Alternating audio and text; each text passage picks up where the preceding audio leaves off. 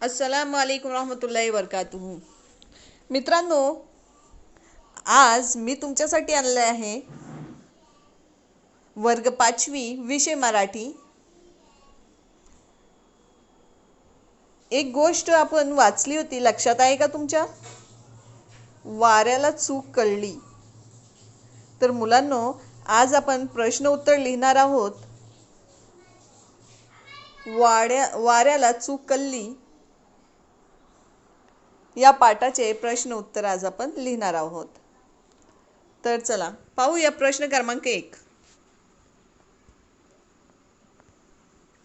पुढील प्रश्नांची उत्तरे लिहा। पहिला प्रश्न आहे, आपल्या शक्तीचा कोणाला गर्व होता?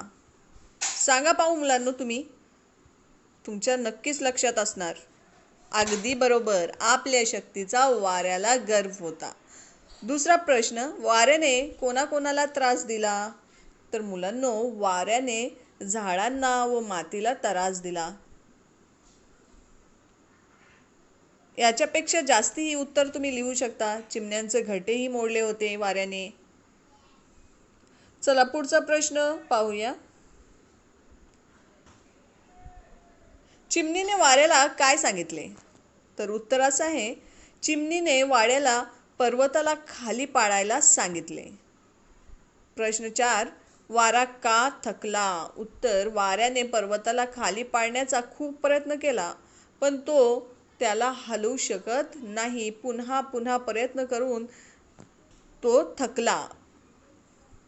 5वा, वाऱ्यापेक्षा बलवान कोण ठरले? तर उत्तर आहे, वाऱ्यापेक्षा बलवान कोण ठरले मुलांनो? अगदी बरोबर, पर्वत बलवान ठरले।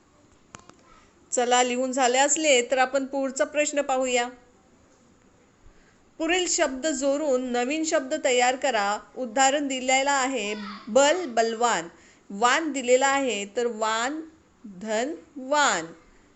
मुलांनो, नंबर देऊन जे शब्द लिहिलेले आहेत त्या शब्दांना आधी लिहायचं आहे आणि वान हा नंतर लावायचा आहे।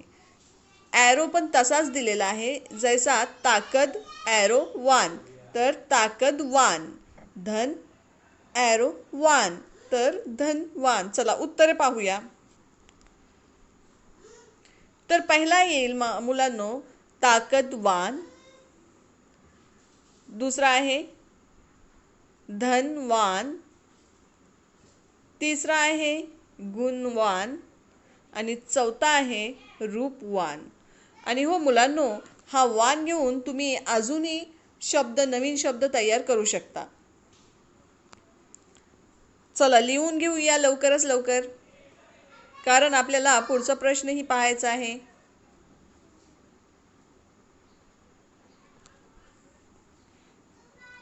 ताकदवान, धनवान, गुणवान। तर इथं आपलं प्रश्न उत्तर संपलेलं आहे। Thanks for watching my video. भेटूया पुढच्या प्रश्न उत्तरसह एक नवीन व्हिडिओ संगती। आणि हो मुलांनो, चॅनलला सबस्क्राईब करायला विसरू नका, कारण आपल्या चॅनलवरती तुम्हाला सर्व पाठ, स्पष्टीकरण, कविता तालासुरात आणि प्रश्न उत्तर ही भेटतील। तर लाईक शेअर नक्कीच करा आणि हो, सबस्क्राईब केल्यानंतर बेल आयकॉनचा बटन प्रेस करायला विसरू नका। भेटूया पुढच्या व्हिडिओत।